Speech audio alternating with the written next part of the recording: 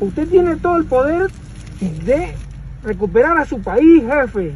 Te voy a decir como dicen los peruanos, disculpa, no seas huevón. Tú tienes la oportunidad de salvar a tu país. Ese huevón ve un video para que vea, dice la misma huevada, todo lo que dice Chávez lo dice él. ¿Sabes cuánto tengo que no como con mi familia? Pues ya no sabes cuánto tengo que no como con mi familia. Yo soy administrador de aduana, viejo. No hagas esa cagada, viejo. Sabes que no sueldo, el sueldo no alcanza, huevón. No alcanza ni para comprar un tarro de leche, huevón. Tienes la oportunidad de salvar a tu país. Sálvalo, huevón. Sálvalo, huevón. Incertidumbre, desinformación y control político marcan la jornada de vacunación que agarró a los venezolanos por sorpresa. Nuestro colega Alejandro Marcano Santelli nos cuenta que bajo el sol inclemente, funcionarios del régimen juegan con la esperanza de quienes aspiran a tener una vacuna. ¿Y cuál vacuna? Vean el reportaje.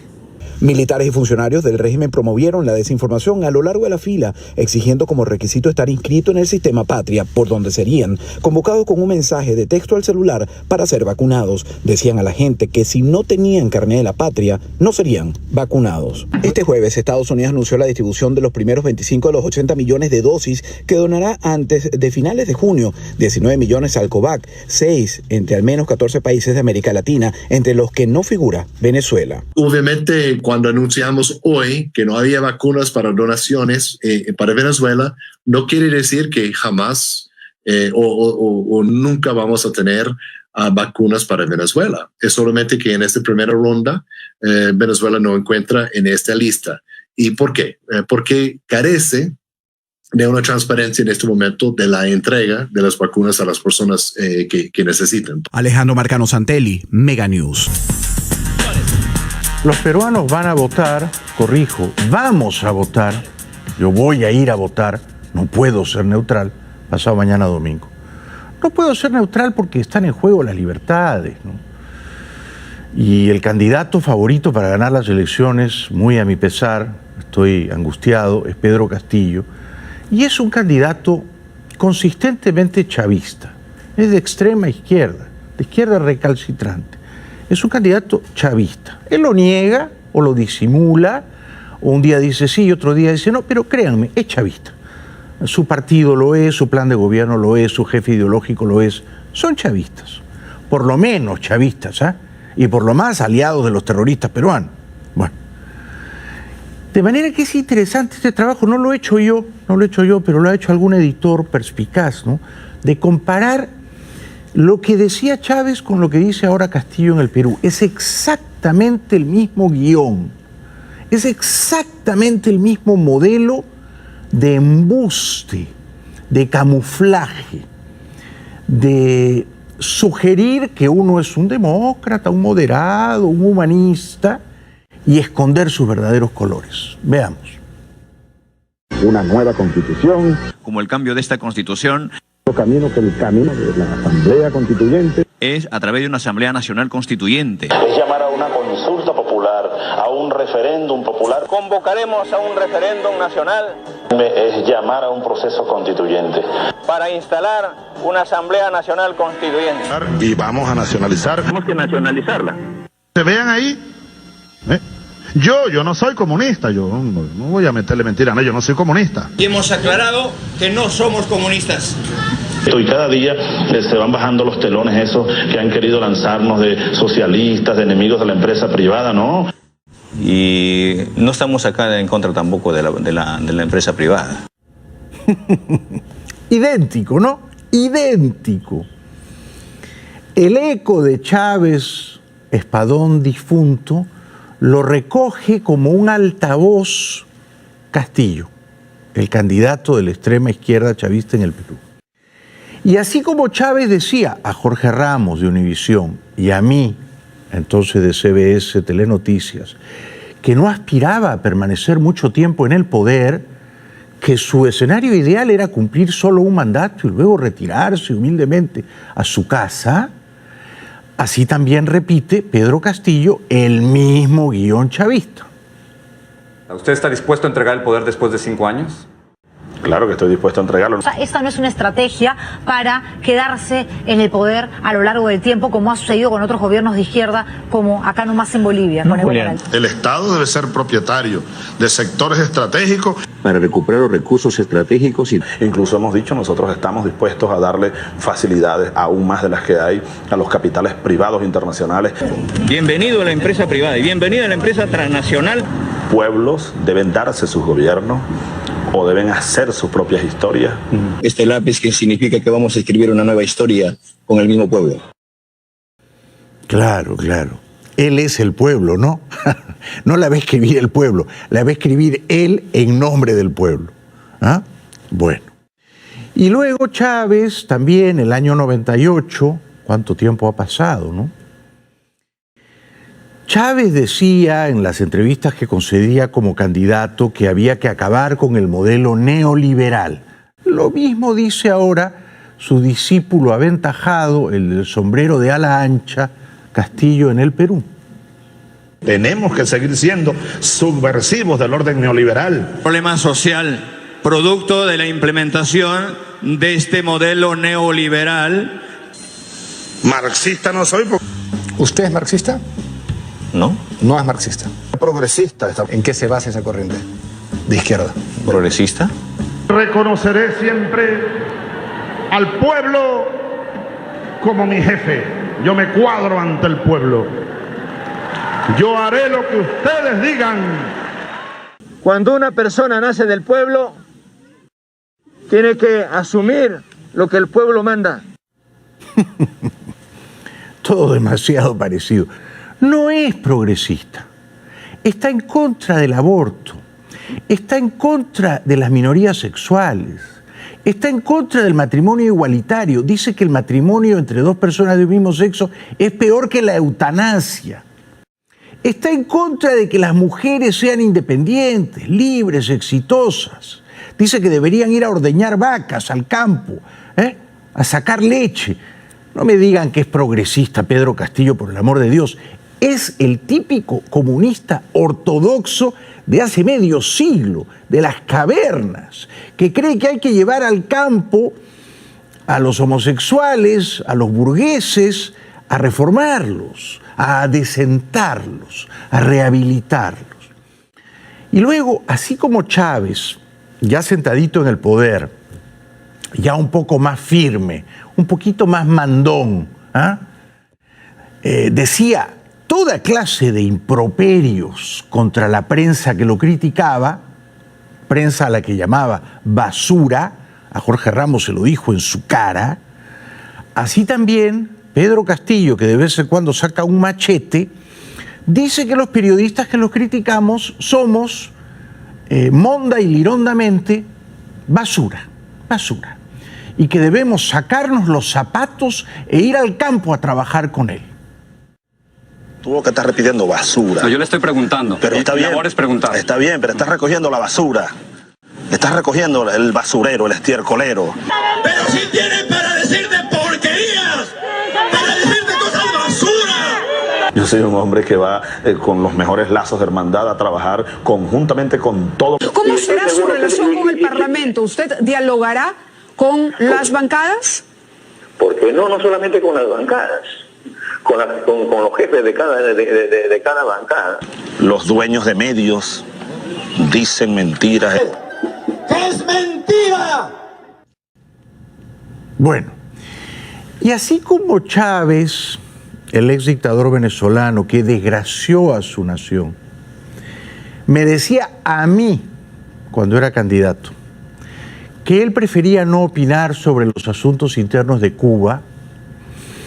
Entonces, Pedro Castillo le copia el modelo embustero y dice, en cuanto a los asuntos internos de Venezuela, prefiero no inmiscuirme.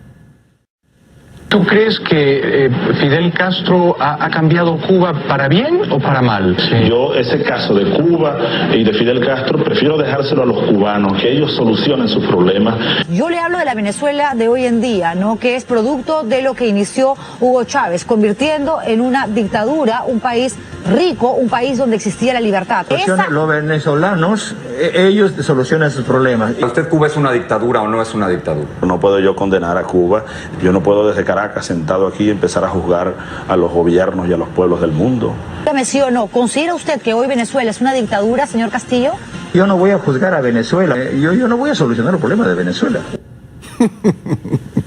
Es un hijo tardío, le salió a Chávez en el Perú, un hijo tardío con sombrero, que repite exactamente, pero como un lorito amaestrado, las cosas que decía Chávez, ¿ah? Las repite 2 décadas después. Porque Chávez terminó siendo un adorador de la dictadura comunista cubana, de Fidel Castro. De hecho, terminó rindiendo a Venezuela ante Cuba. Venezuela era una colonia del imperio cubano. Venezuela con Chávez mantenía la economía cubana. Y si Castillo y Cerrón llegan al poder, tengan ustedes la certeza de que van a ser grandes aliados ideológicos de Maduro en Caracas y de Raúl Castro y Díaz-Canel en La Habana. No tengan la menor duda. Luego Chávez decía que, en fin, que él era el pueblo, ¿no? Lo mismo dice, por supuesto, su hijo tardío, putativo, Pedro Castillo, ¿no? Del pueblo. ¡Del pueblo! ¡Es un pueblo! ¡Un pueblo! ¡Pueblo! ¡El pueblo! ¡El pueblo! ¡El pueblo! El pueblo. El pueblo. El pueblo. ¿Pagarías deuda externa? ¿Negociarías con el Fondo Monetario, con el Club de París o les tirarías un portazo en las narices? Nosotros tenemos una tesis de renegociar. Pero usted habla de eliminar la deuda externa. ¿Cómo se va a financiar? Habrá mecanismos. Porque el pueblo dice, bueno, nosotros ponemos y quitamos. Presidente. El pueblo pone a su gobierno y si el gobierno traiciona al pueblo, es el pueblo el que la tiene que sacar. Cuando nos dé la gana, gobernador, alcalde. Revoquémosle a los consejeros regionales, a los gobernadores regionales, a los alcaldes. La coincidencia en el discurso, no crean ustedes que es una casualidad, ¿no? No para nada. El jefe de Castillo es un comunista educado ideológicamente en La Habana, que ha visitado Caracas, que ha estado con Maduro. Entonces, este señor, Cerrón, que quiso ser presidente de Perú hace 5 años, ha educado ideológicamente a Castillo y le ha enseñado el manual. El manual es cómo el comunismo se ha reciclado para llegar al poder. No ya había la guerra de guerrillas, sino mediante elecciones democráticas. Es decir, cómo tienes que simular que eres un demócrata para llegar al poder. Una vez en el poder, dinamitas la democracia. Este es el manual. Ese es el manual que inventaron Chávez y Fidel a finales del siglo pasado. Y que Chávez ejecutó a la perfección. Porque Chávez como candidato, de nuevo, yo lo entrevisté, era un gran impostor. Era una impostura tan bien ejecutada o lograda que hacía pasar por verdades sus mentiras persuasivas. Y por ejemplo, él negaba que fuese comunista o incluso que fuese socialista. Él decía, no, yo soy un humanista. Yo te confieso que estoy un poco sorprendido. Yo tenía la idea, por lo que había leído de ti, que tú eras un hombre de izquierda, más bien socialista, pero por lo que me cuentas ahora no estoy tan seguro de eso. ¿Tú eres un hombre de izquierda? ¿Te declaras, digamos, socialista, si cabe una etiqueta ideológica? ¿Cómo te defines tú ideológicamente, Hugo? Claro, seguramente tú, Jaime, has leído tantas cosas que se han dicho y se han escrito sobre mí. Sí. No, yo no soy socialista. Soy socialista. No, yo creo que ya el mundo de hoy, la América Latina que viene, requiere un salto adelante. Vamos más allá del socialismo y yo creo en un proyecto, y así lo llamamos aquí, humanista. Un proyecto humanista, un proyecto humanista. Se han ido por lo menos 7 millones de venezolanos porque no podían comer 3 veces al día. Podemos hablar de un gobierno humanista en Venezuela.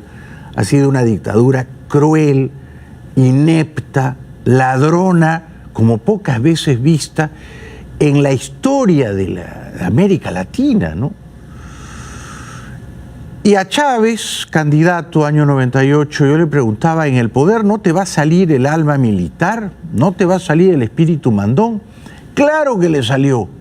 Y Chávez era militar de formación. Ahora, a este otro señor Castillo, con la carga genética dictatorial que tiene, porque él ya es un espíritu autoritario, mandón, dale poder, y eso es un cóctel explosivo, ¿no? ¿Qué filosofía política es? ¿Dónde está usted para empezar en el espectro? Bueno, nosotros estamos en el seno del pueblo.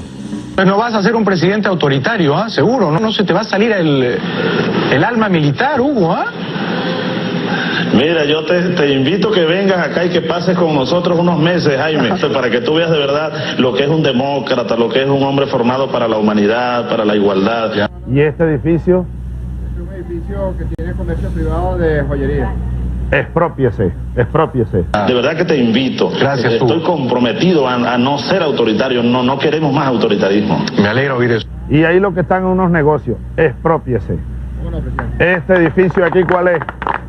También es un edificio que tiene locales comerciales de propiedad privada. Por tanto. Exprópiese, señor alcalde. Exprópiese. En vísperas de las elecciones peruanas, que son pasado mañana, lo voy a decir de una manera inequívoca. Si Pedro Castillo gana la presidencia del Perú, va a instaurar una dictadura chavista, va a destruir la democracia, va a secuestrar las libertades y va a arruinar la economía. Y en unos años, los peruanos, así como los venezolanos en estos últimos años, tendrán que irse caminando miles de kilómetros a países vecinos, tratando de comer 3 veces al día, tratando de ser libres. Bueno, es interesante ver cómo la prensa internacional informa sobre las elecciones presidenciales peruanas, que se van a celebrar segunda y definitiva vuelta pasado mañana domingo. Esta es la mirada de la prensa europea, Euronews. Cierre de campaña en Perú.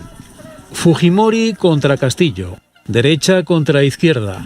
En las elecciones presidenciales, las encuestas muestran a los dos candidatos de la segunda vuelta prácticamente empatados en intención de voto para este domingo, con una leve ventaja para Pedro Castillo. La salud ha sido la idea fuerza que los dos candidatos han repetido en sus mítines durante toda la campaña. A partir del 28 de julio, los peruanos tenemos que agendar que primero es la vida y la salud del pueblo peruano, que la salud tiene que ser un derecho constitucional. Mucha gente me pregunta por qué tiene un lápiz grandote, y es porque en la cédula de votación, si uno quiere votar por él, tiene que marcar el lápiz. Entonces mucha gente del Perú dice, yo voy a votar por el lápiz, y es un símbolo que va con él porque él era maestro de escuela. Este reportaje de la prensa europea pone énfasis en que Castillo vive en uno de los pueblos más pobres del Perú. Muy diferentes los bagajes biográficos de ambos candidatos. Pedro Castillo, licenciado en Psicología de la Educación, sigue viviendo en el tercer distrito más pobre de Perú, en plenos Andes. Hasta hace poco era maestro en una escuela rural. Entró en política liderando una huelga de profesores. Ha suavizado sus proyectos de nacionalización y mantiene la necesidad de revisar una constitución elaborada bajo el régimen del padre de Fujimori. O sea, es una mirada benigna la que expresan sobre Castillo, ¿no? En cambio, cuando hablan de Keiko Fujimori, lo primero que dicen es, estuvo presa. Fujimori, exparlamentaria de la derecha, fue encarcelada en el marco de una investigación por corrupción y posteriormente liberada. Keiko ha prometido indultar a su padre si gana, al expresidente Alberto Fujimori. Por su parte, la televisión alemana, Deutsche Welle, pone énfasis en que Castillo es de izquierda radical. Me alegro. El maestro de izquierda radical del partido Perú Libre, Pedro Castillo, llamó a la unidad nacional y a velar por la democracia. La lucha recién comienza el 7 de junio y hago un llamado a todo el pueblo peruano para hacer una autoconvocatoria, para ser vigilantes de la democracia a nivel nacional. Porque claro, si este señor pierde pasado mañana domingo, no va a reconocer que ha perdido limpiamente, ¿eh? Tengan la certeza de que él y sus fanáticos van a estar el lunes en las calles tratando de incendiar el país y gritando fraude, ¿no? Este reportaje de la televisión alemana dice que Castillo tiene un origen honrado y las manos limpias. Castillo también hizo hincapié en el origen popular y honrado de su formación, tomando así distancia de su competidora y de la clase política tradicional de su país. Nosotros, este partido, nacido en las entrañas del pueblo, con un equipo que viene el día de hoy con las manos limpias. Pero no nació su partido en las entrañas del pueblo, ¿eh? No. Nació en las entrañas de Vladimir Cerrón, que lo fundó hace poco más de 5 años, para ser él, Cerrón, candidato a la presidencia. Y se lanzó, postuló, y no le fue bien. Pero es un partido que en su programa de gobierno y en su ideario se declara marxista-leninista. Entonces, cuando uno dice que son chavistas, eso es incluso un understatement, decir que son chavistas. Bueno, la televisión alemana dice que Keiko promete un cambio para adelante. Por su lado, Keiko Fujimori del partido Fuerza Popular se dirigió a su gente apelando a la necesidad de impulsar un cambio para poder progresar. Queremos un cambio, por eso estamos acá, un cambio pero no hacia atrás, un cambio hacia adelante y enfrentar sobre todo a los riesgos de lo que significa el comunismo en el año del bicentenario. Telemundo, por su parte, que tiene bastante calidad en sus informes periodísticos, recoge la cantaleta, la muletilla de campaña de Castillo, según la cual el Perú es un país rico, no lo es, no es un país rico, digamos, si medimos su per cápita, no es un país rico, y que por lo tanto el Perú no puede tener pobres. Suena bonito decir eso, ¿no? Pero en los países más ricos del mundo hay pobres todavía. Prometiendo que no habrá más pobres en un país rico, el socialista Pedro Castillo cerró su campaña en el centro de Lima, insistiendo en su propuesta de nacionalizar las empresas estratégicas. Asumimos también este reto de recuperar la riqueza y los recursos estratégicos, como los pozos petroleros, como el litio, así como vamos a recuperar Machu Picchu para el Cusco. Recuperar Machu Picchu para el Cusco, como si Machu Picchu ahora estuviera en Estambul. Yo no entiendo esas cosas, ¿no? Luego Telemundo recoge una declaración de Keiko sobre, digamos, seguir cuidando el modelo económico que, aunque imperfecto, ha rebajado drástica, sustancialmente la pobreza en Perú en los últimos 30 años. Desde un populoso barrio del sur de la capital, la hija del expresidente Alberto Fujimori, preso por corrupción, aseguró que defenderá la economía del libre mercado. Dijo ser consciente de la desconfianza que genera su apellido. Mientras por el otro lado generan odio, insultos, a nosotros nos lanzan piedras, por acá, ¿qué generamos? ¿Qué mensajes damos? Unidad, reconciliación. A bordo de un camión cisterna de agua, la candidata a la presidencia Keiko Fujimori llegó al óvalo Las Palomas de Villa El Salvador, lugar donde cerró su campaña a través de un mitin. Miles de simpatizantes la acompañaron en medio de cánticos y aplausos. Apareció de sorpresa en el estrado ayer en el mitin de cierre de campaña de la señora Fujimori, su hermano menor Kenji, 2 veces congresista. Estaban muy peleados. De hecho, él ni siquiera votó por Keiko en la primera vuelta en abril 11, pero ahora felizmente se han reconciliado. Emocionada, la aspirante al sillón presidencial indicó que gracias a la campaña electoral pudo reencontrarse con su familia, como lo fue con su hermano Kenji, a quien invitó al estrado. Nos has dado una tremenda lección de unidad, lección de que el Perú no puede estar dividido. Tengo muchísima fe, Keiko, que tú vas a llegar a Palacio de Gobierno. Este 6 de junio, tú vas a ser la presidenta de la República. También hizo una aparición estelar, sorpresiva, Álvaro Vargas Llosa, hijo mayor del Nobel de Literatura. Álvaro ha sido un consistente crítico del fujimorismo desde siempre. Sin embargo, ahora comprende que la democracia y las libertades están amenazadas en el Perú por Pedro Castillo y no vacila en apoyar apasionadamente a Keiko. Lo hizo anoche en el mitin de cierre de campaña. Mismas palabras de aprecio las tuvo Álvaro Vargas Llosa, hijo del Nobel de Literatura Mario Vargas Llosa, quien aprovechó su intervención para dirigirse a aquellos que aún no tienen definido su voto, por lo que les pidió apostar por la democracia. Que hoy todos los peruanos tenemos la oportunidad de dejar algo en vida que nos hará más grandes, que nos hará más prósperos, que nos hará más libres, si el 6 de junio depositamos un voto de confianza en esta mujer.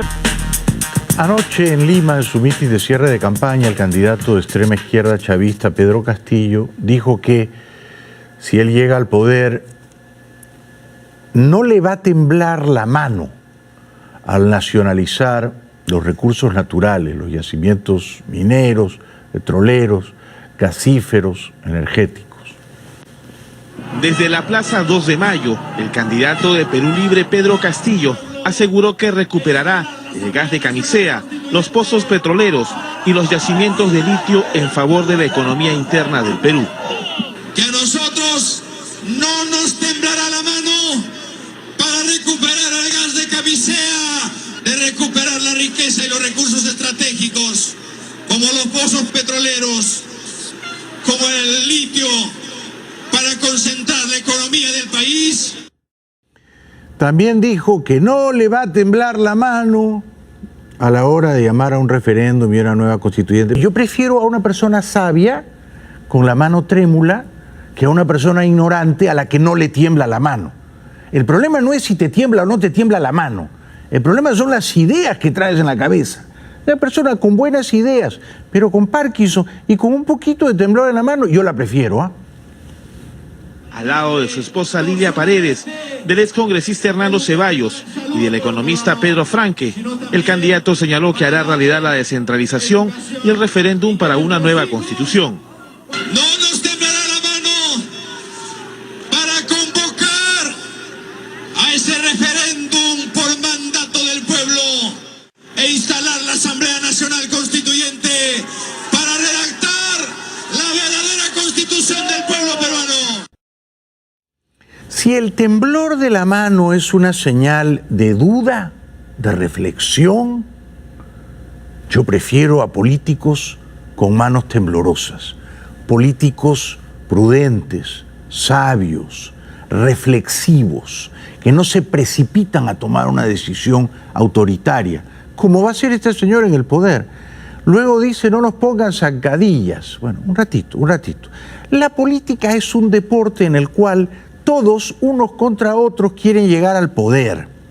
Y para llegar al poder, todos unos contra otros se ponen zancadillas, se dan codazos, se dan empellones. Eso es la política. Que no nos pongan zancadillas, porque vamos primero a pensar en el Perú, a actuar por el Perú, y siempre el Perú está por delante, el clamor de este pueblo que pide justicia. Es un político básico, rudimentario, ¿no?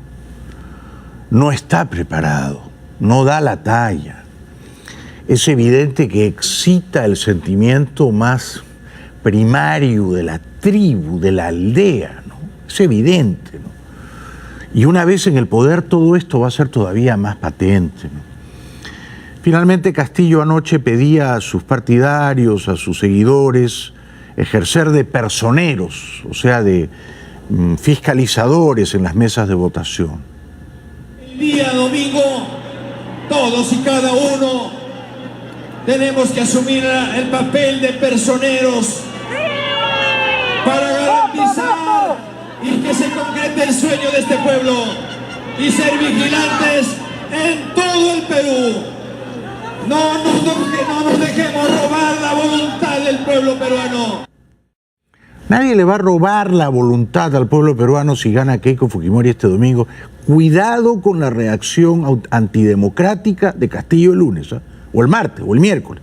cuando se sepa finalmente quién ganó. Cuidado, cuidado con la agenda conspirativa destituyente de esta gente de la izquierda democrática, que si pierde va a gritar fraude.